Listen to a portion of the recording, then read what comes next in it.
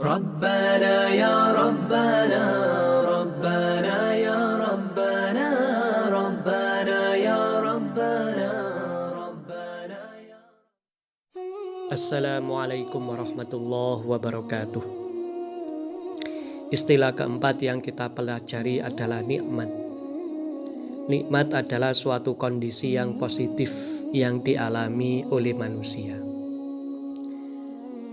dalam konteks memperoleh kebaikan atau anugerah, misalnya kesehatan, maupun dalam konteks terhindar dari musibah seperti tercegah dari sakit atau sembuh dari sakit. Nikmat dalam bahasa Al-Quran dibagi menjadi dua. Satu, nikmat yang bersifat duniawi. Yang kedua, nikmat yang bersifat ukhrawi. Contoh nikmat yang bersifat duniawi adalah binatang ternak. Itulah mengapa binatang ternak dalam bahasa Al-Quran disebut dengan Al-An'am, yaitu binatang yang memberikan banyak sekali manfaat bagi kehidupan manusia. Dalam Al-Quran dikatakan wa minal an'ami hamulatan wa farsha. Oleh karena itu, baik makanan maupun minuman, pakaian dan sebagainya, manusia bisa meraihnya dari binatang ternak seperti sapi, kambing, dan dalam kasus tertentu unta. Sedangkan contoh nikmat ukhrawi adalah nikmat-nikmat yang berhubungan dengan hidayah atau ketaatan kepada Allah Subhanahu wa ta'ala. Misalnya siratal ladzina an'amta alaihim. Orang yang diberi hidayah ke jalan yang benar dinilai sebagai orang yang mendapatkan nikmat dari Allah. Demikian halnya ketika orang taat kepada Allah dan Rasulullah, wa may yuti'illaha war rasul faulaika ma'alladzina an'amallahu alaihim. Orang tersebut bersama dengan orang-orang lain, tokoh-tokoh lain yang sudah mendapatkan hidayah terlebih dahulu.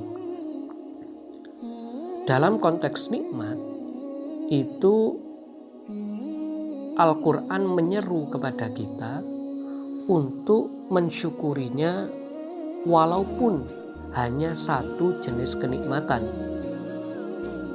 Rabbi auzi'ni an ashkura ni'matakallati an'amta alayya.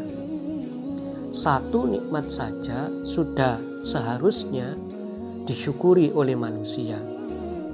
Kenapa demikian? Karena dalam ayat yang lain dikatakan wa in ta'uddu ni'matallahi la tuhsuha.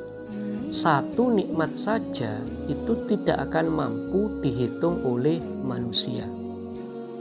Nikmat kesehatan saja, kalau kita hitung mulai sejak kita lahir sampai sekarang, tentu tidak terhitung jumlahnya. Belum lagi oksigen dan seterusnya.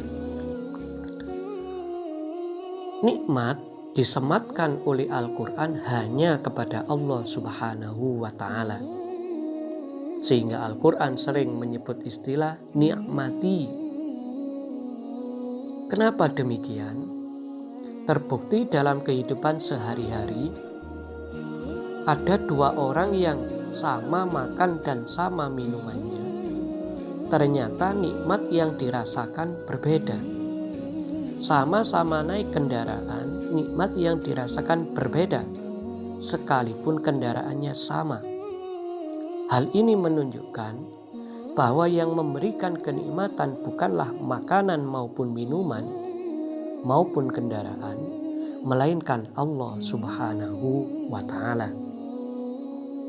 Dan pada akhirnya Al-Quran selalu memberikan motivasi agar manusia mengejar tempat yang penuh dengan kenikmatan, yaitu surga An-Naim.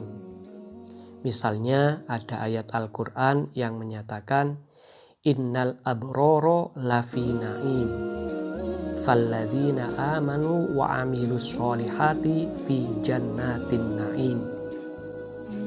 Dari sini bisa dipahami bahwa nikmat adalah suatu anugerah ilahiyah yang diberikan oleh Allah kepada manusia, baik dalam konteks anugerah maupun terhindar dari musibah, baik yang bersifat duniawi seperti binatang ternak maupun ukhrawi seperti hidayah, yang semuanya menuntut respon rasa syukur karena nikmat Allah jumlahnya tidak terbatas, dengan harapan kelak kita semua termotivasi untuk mendapatkan hidayah dan menjalani hidupan beragama agar mendapatkan jannatin na'im, surga yang penuh dengan kenikmatan.